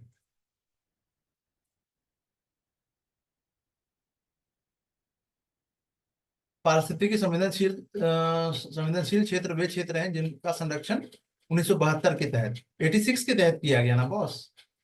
इकोलॉजिकल होगा तो 86 वाले पर्यावरण में आएगा, ये पशु वाले में क्यों जाएगा? और पारिस्थितिकी संवेदनशील क्षेत्र घोषणा करने का उद्देश्य है कृषि को छोड़कर सभी प्रकार के मानवीय गतिविधियों पर, सभी प्रकार के मानव गतिविधियों पर, यानी इको सेंसिटिव जो जोन होता है उसमें आप ह्यूमन एक्टिविटी कर ही नहीं सकते, ऐसा थी ना है। एग्रीकल्चर नहीं कर सकते, लकड़ी तो चुन सकते हैं, जड़ी बूटी चुन सकते हैं ना। ठीक है, चलिए ऊपर जो मैंने आप लोगों को पढ़ाया है उसी से ही ये आंसर निकल रहा है मयंक जी। चलिए संरक्षण ये 86 के तहत है, मैंने आपको पहले ही बता रखा है ये। ठीक है, रेगुलेट करता है ये, राष्ट्र नेशनल पार्क हो, वाइल्ड लाइफ सेंचुरी हो, उसके आसपास की गतिविधियों को रेगुलेट करता है ताकि उनके जो ह्यूमन एक्टिविटी है उसके नकारात्मक प्रभाव कम हो सके। लेकिन एक्टिविटी रेगुलेट करने का मतलब पूरी तरह से प्रोहिबिटेड नहीं होता, ये ध्यान रखिएगा, शब्दों का यहाँ पे जाल बुना गया था, दिख रहा है। चलिए चलिए तो एक ईसीजेड में गतिविधियां क्या है। ठीक है, वाणिज्यिक फसल, वाणिज्यिक खनन आप कर सकते हैं, क्या क्या प्रोहिबिटेड है, आप क्या इस इन सब क्षेत्रों में नहीं कर सकते, और क्या क्या एक्टिविटी की जा सकती है। यानी कि इको सेंसिटिव जोन है, वहां पे आप ये सब काम नहीं कर सकते, वाणिज्यिक खनन नहीं कर सकते, कमर्शियल माइनिंग नहीं कर सकते, आरा मिल नहीं लगा सकते, पर्यावरण प्रदूषण फैलाने वाले उद्योग नहीं लगा सकते, बड़ी बड़ी जल विद्युत परियोजना का निर्माण नहीं कर सकते, वाणिज्यिक प्रयोजन के लिए लकड़ी का उपयोग नहीं कर सकते, कमर्शियल पर्पस के लिए आप पेड़ नहीं काट सकते, कमर्शियल पर्पस के लिए ध्यान रखिएगा। राष्ट्रीय उद्यानों में गर्म हवा के गुब्बारे की उड़ान प्रतिबंधित होगी। ठीक है, सॉलिड वेस्ट मैनेजमेंट का या खतरनाक सामग्रियों का निर्माण वहां पे आप नहीं कर सकते। ये सब एक्टिविटी प्रोहिबिटेड है, फ्री के लिए बहुत इंपॉर्टेंट है। क्या क्या कर सकते हैं या रेगुलेट, यानी कुछ परमिशन के साथ कुछ कार्य किया जा सकता है। क्या क्या कार्य किया जा सकता है, पेड़ की कटाई की जाएगी बट रेगुलेटेड रहेगी, होटल और रिसोर्ट का निर्माण किया जा सकता है, व्यवसायिक उद्देश्यों के लिए प्राकृतिक जल का दोहन किया जा सकता है, बिजली की लाइनें की स्थापना की जा सकती है, बट रेगुलेट होगी, ये ध्यान रखिएगा। कृषि में आमूलचूल परिवर्तन, यानी मशीन भारी मशीनरी और कीटनाशकों का प्रयोग उपयोग होगा, और सड़कों का चौड़ीकरण किया जा सकता है। परमिटेड एक्टिविटी,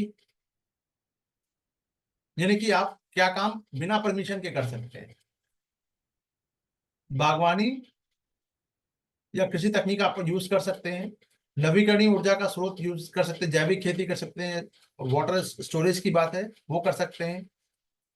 ठीक है, वर्षा जल का को अगर उसका संचयन करना है, स्टोर करना है, तो आप कर सकते हैं वहां पे उस एरिया में, इसके लिए परमिशन नहीं लगने वाली। सभी क्षेत्रों में जो ग्रीन टेक्नोलॉजी का क्रियान्वयन बिल्कुल कर सकते हैं। क्लियर।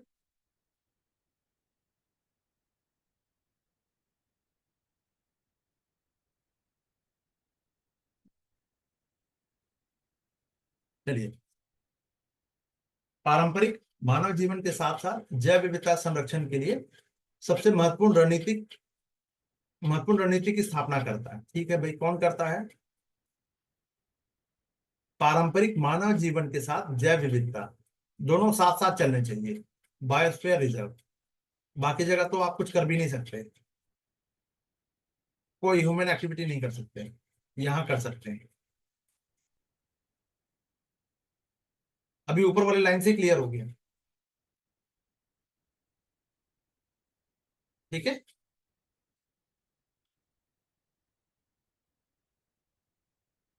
चलिए, ये स्थलीय तटीय और या दोनों का संयोजन हो सकते हैं। यूनेस्को ने MAB मैन एंड बायोस्फीयर कार्यक्रम के तहत इसको मान्यता भी प्रदान की है।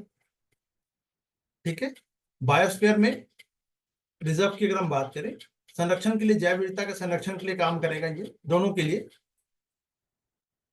जोन, डोनेशन ऑफ जो बायोस्फीयर रिजर्व है, जिसमें कि कोर जोन आएगा, बफर जोन आएगा और ट्रांजिशन जोन, 3 जोन आएंगे इसमें। इसमें सख्ती से संरक्षित क्षेत्र होगा, आप कोई भी एक्टिविटी नहीं कर सकते आमतौर पर, सार्वजनिक स्वामित्व वाली भूमि होगी, कानूनी संरक्षण प्राप्त होगा, मानव गतिविधियां पूरी तरह से निषिद्ध होगी, प्रोहिबिटेड होंगी। ठीक है, मुख्य क्षेत्र निजी स्वामित्व वाला भी हो सकता है या NGO का हिस्सा हो सकता है, ये भी ध्यान रखिएगा। आपका निजी क्षेत्र भी हो सकता है, लेकिन फिर भी एक्टिविटी नहीं हो पाएगी। बफर जोन की बात करें तो न्यूनतम मानव गतिविधि होगी, साइंटिफिक रिसर्च वगैरह कर सकते हैं, शिक्षा एजुकेशन के लिए, पर्यटन के लिए। ठीक है, एक सुरक्षित कुशन की तरह कार्य करता है ताकि एडवर्स इफेक्ट ना पड़े। संक्रमण की बात करें तो ये सबसे बाहरी क्षेत्र होता है, इसमें एक्टिविटी की जा सकती है। मत्स्यन है, कृषि है, पारंपरिक शिल्प कला है, इस ये संचालित की जा सकती है। ठीक है, ट्रांजिशन का मतलब क्या, दोनों क्षेत्र में आएगा ना, दोनों एरिया में। तो वनस्पति बॉटनिकल गार्डन की बात करें, बहुत इंपॉर्टेंट, ये सब बेसिक है, ध्यान दीजिएगा, यूपीएससी का बेसिक है ये, नोट्स में मिलेगा आपको। तो वनस्पति उद्यान एक संरक्षित क्षेत्र होगा, विशेष रूप से विभिन्न प्रकार के प्लांट्स वगैरह का उसका प्रदर्शन, संरक्षण सब किया जा सकता है, संवर्धन किया जा सकता है फ्लोरा एंड फौना के लिए।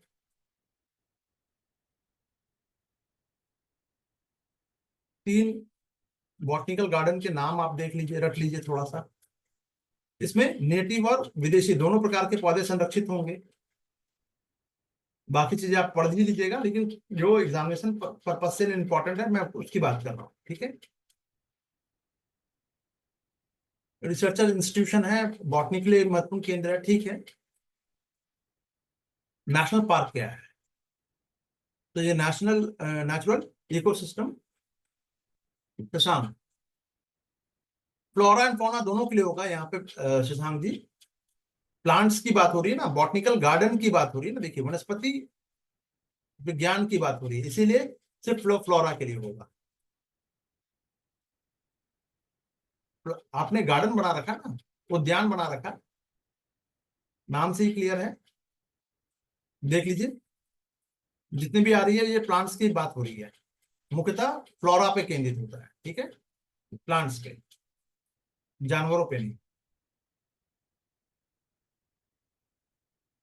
अब नेशनल पार्क में क्या है, तो आप वन्य जीव और उसके प्राकृतिक आवास का संरक्षण करना है, बायोडायवर्सिटी को प्रिजर्व करना है, एजुकेशन के लिए भी पर्पस, इको टूरिज्म को बढ़ावा देना, ये सब इसके पर्पस हो गए।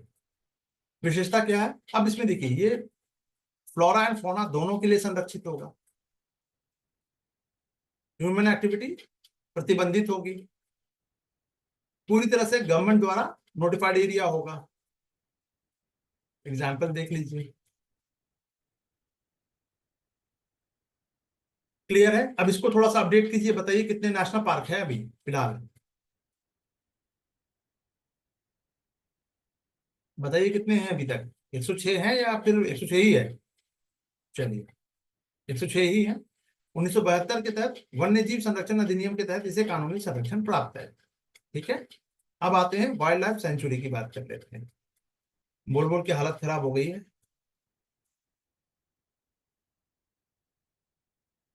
चलिए, एनर्जी एकदम लो हो गया है, अब ग्लूकोज लगता मंगाना पड़ेगा।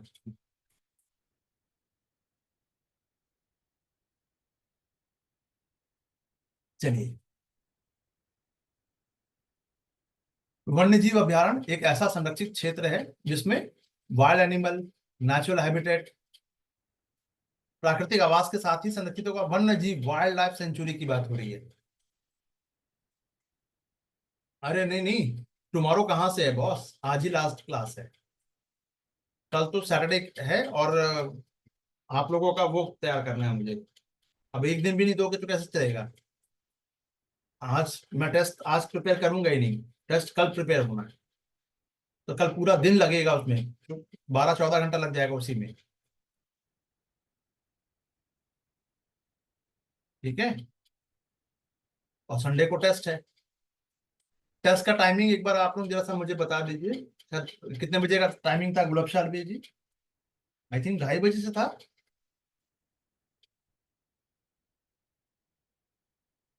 2:30 से 4:30 था।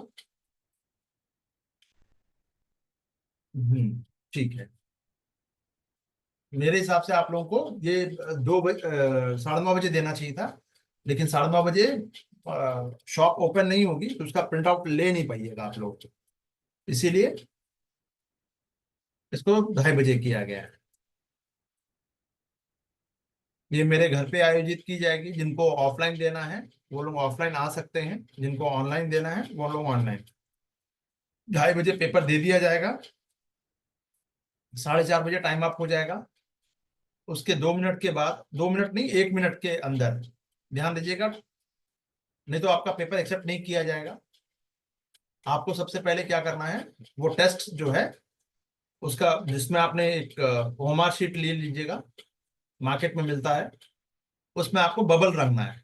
ध्यान से समझिएगा, बबल वाली बात बोल रहा हूं मैं, कॉपी पे नहीं। प्रिंट आउट ले लीजिए जो भी है। बिल्कुल आप आ जाइए, अगर अयोध्या से आ सकते हैं तो। अगर आप दिल्ली में हैं तो आप आ जाइए। अगर अयोध्या से चल के आना है तो आप अयोध्या से चल के, फैजाबाद से चल के आइए, कोई दिक्कत नहीं है, कोई भी आ सकता है। बट आने से पहले मुझे कंफर्म, आप लोग एक मैसेज दीजिएगा कि आप कितने लोग आ रहे हैं। उस तरह से व्यवस्था करनी होगी। कहाँ पे हैं आप, दिल्ली में हैं?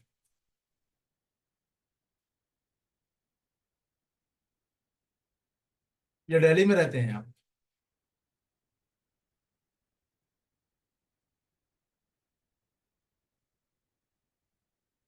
अच्छा, आप दिल्ली में रहते हैं, वेरी गुड। कब से हैं भाई, मुझे तो पता ही नहीं चला। चलिए, बहरहाल,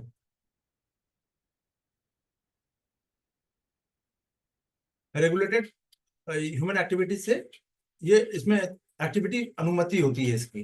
ठीक है, कहाँ पे? वाइल्ड लाइफ सेंचुरी में।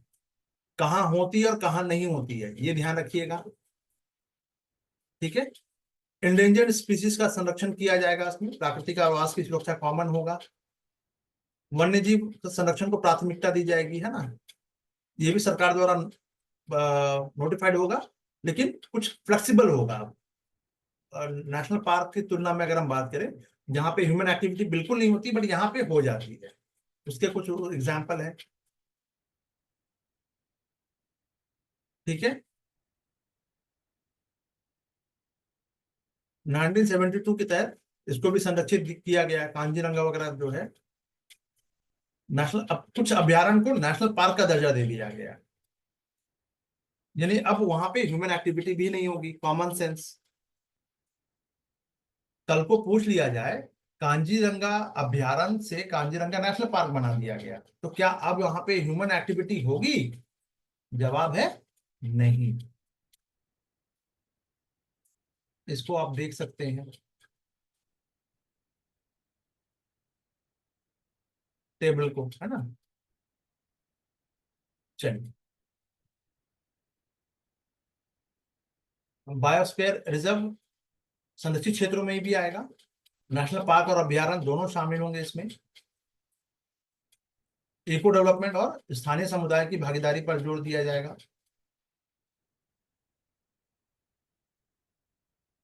क्लियर हो गया?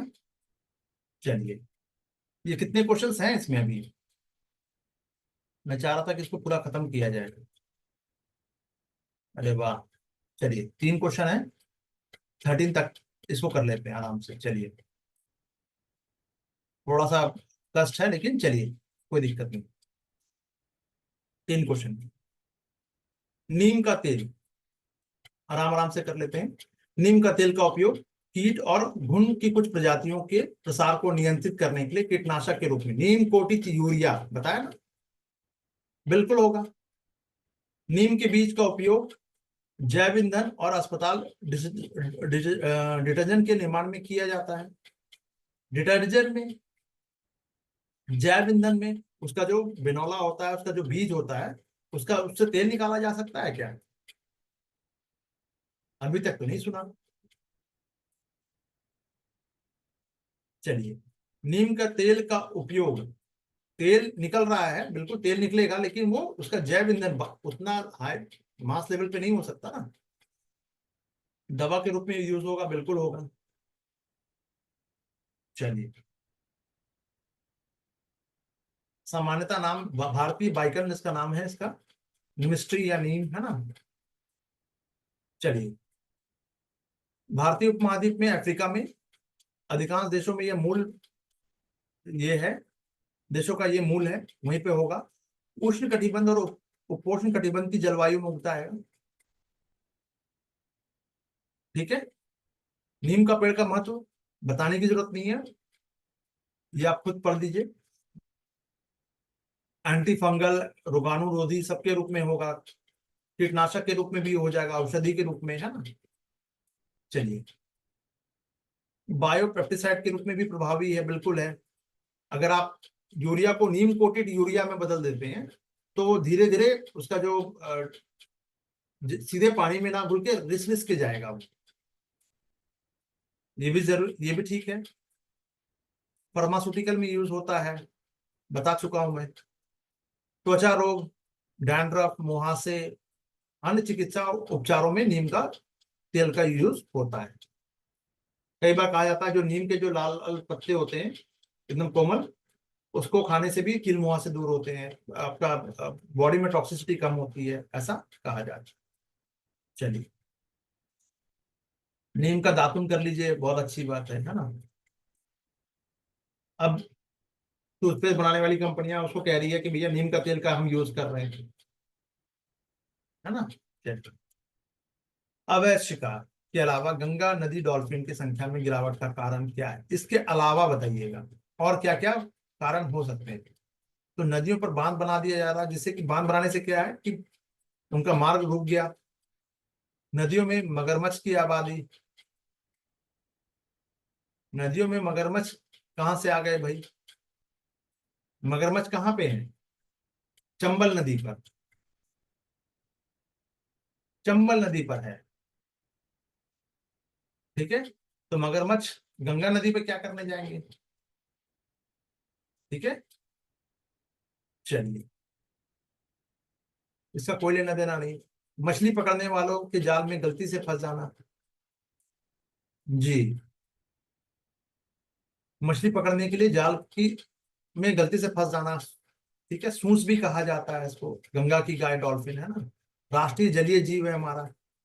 नदियों के आसपास के क्षेत्रों में फसलों के जो सिंथेटिक उर्वरकों से कृषि रसायनों का उपयोग, इससे भी इसकी संख्या, क्योंकि पानी में मिल रहा है और टॉक्सिक हो रही है वो, ठीक है, ये भी सही होगा, ठीक है। गैंगेटिक डॉल्फिन के बारे में, ये प्लानस्टिया गैंगेटिक गैंगेटिका इसका नाम है, वैज्ञानिक नाम है। सूस भी कहा जाता है इसको। गंगा, ब्रह्मपुत्र, मेघना और कर्णफुली सांगू नदी पर नेपाल और बांग्लादेश सब जगह पाई जाएगी। मीठे पानी की है, खारे पानी में रह नहीं सकती, ठीक है। अंधी होती है, इको लोकेशन से अपने रास्ते का पता लगाती है। इनब्रीडिंग की संभावना बढ़ जाती है, क्योंकि बांध और सिंचाई से क्या होता है, ये ब्रीडिंग नहीं कर पाती और नए क्षेत्र में ये प्रवास नहीं कर पाती, क्योंकि ब्रीडिंग के लिए उसको दूसरी जगह जाना पड़ेगा, वो नहीं हो पाएगा। तो जब बच्चे पैदा ही नहीं करेगी तो ऑब्वियस है कि संख्या कम हो गई, है ना। प्रदूषण के कारण, मछली पकड़ना के कारण भी गंगा डॉल्फिन की संख्या घट रही है।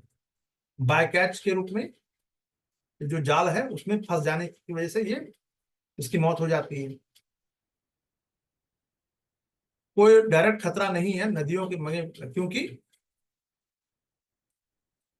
चलिए, फंसकर मर जाती है, ये सब बताया है, बाइकैच हो गया है, ऊपर बताया जा चुका है, प्रदूषक बताया जा चुका है। नेक्स्ट क्वेश्चन की तरफ चलते हैं, 80 नंबर क्वेश्चन। ये सारी चीजें मैंने ऊपर अभी बता दी है और ये रिपीट क्वेश्चन है, ये भी ध्यान रखिएगा।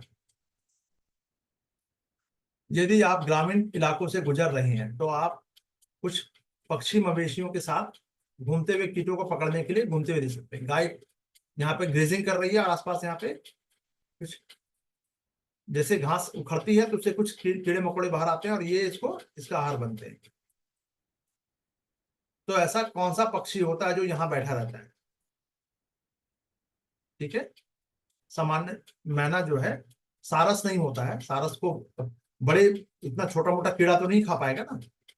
ये काली गर्दन वाला सारस, जो भी कोई भी सारस हो नहीं खा पाएगा, बहुत छोटे कीट होंगे ना। सामान्य मैना बैठी देखी है यहाँ पे। मैना को सारिका भी कहा जाता है, कहल प्रिया भी कहा जाता है। आरो का हिंदी में याद रखिएगा। चलिए, तो पक्षी सामान्य मैना, पेंटेड स्टॉक, काली गर्दन वाला सारस, इनके बारे में थोड़ा सा एक एक करके जान लेते हैं, क्योंकि उत्तर में तो केवल ये सामान्य मैना है, बट इनके बारे में भी जान लेते हैं क्योंकि यूपीएससी ने दिया है। कॉमन मैना की बात करें तो ये मवेशियों के 7 अक्षर देखा जाएगा, सर्वाहारी होता है, ऑमनिवोरस होता है, टेरेस्टेरियल बिहेवियर बहुत मजबूत होती है, प्रादेशिक मतलब आसपास के लोकल एरिया में रहने वाला, शहरी प्रवेश के साथ, यानी शहरों में भी देखा जाएगा, आपको आसानी से अडाप्ट कर लेता है ये। पेंटेड स्टॉक, ठीक है, मुख्य रूप से नदियों और झीलों के पानी में, उथले पानी में झुंड के रूप में रहेगा, मछली खाएगा, है ना, छोटे जलीय जीव खाएगा। आयुसीएन में नियर थ्रेटेंड है, इंपॉर्टेंट। काली गर्दन वाला सारस, ये आर्द्र भूमि में पाया जाएगा, तिब्बत का पठार, सिचुआन, चीन, चाइना, पूर्वी लद्दाख, ठीक है। भारत में ग्रामीण इलाकों में आमतौर पर नहीं देखा जाता, आयुसीएन में ये भी नियर थ्रेटेंड है, ठीक है, क्लियर है यहां तक।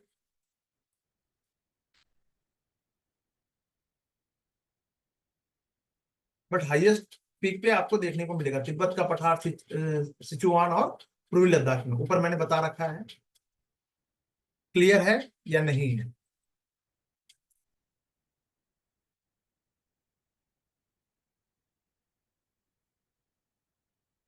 जल्दी से बताइए, क्लियर है। चलिए नेक्स्ट क्लास में हम, अभी कितना बचा है, 13 बचा है ना, सिर्फ 13 ही बचा है, और भी बचा हुआ है, 11 तक है,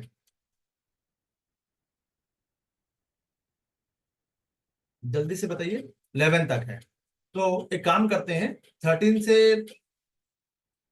आप लोग कर लीजिए इसको, मतलब 11 मैं करवा देता हूँ, 13 सॉरी 13 मैं करवा देता हूँ, 12 और 11 आप लोग कर लीजिए, चलेगा, या फिर पूरा करवाऊँ, जैसा आप बोलिए। करवाने को पूरा करवाया जा सकता है, चलिए पूरा ही करवा देते हैं, ठीक है, पूरा करवा देते हैं। यहाँ से स्टार्ट कर देंगे हम, नेक्स्ट क्लास में, मंडे से क्लास होगी। कोई क्वेश्चन है तो आप लोग पूछ सकते हैं। Okay guys, bye for now.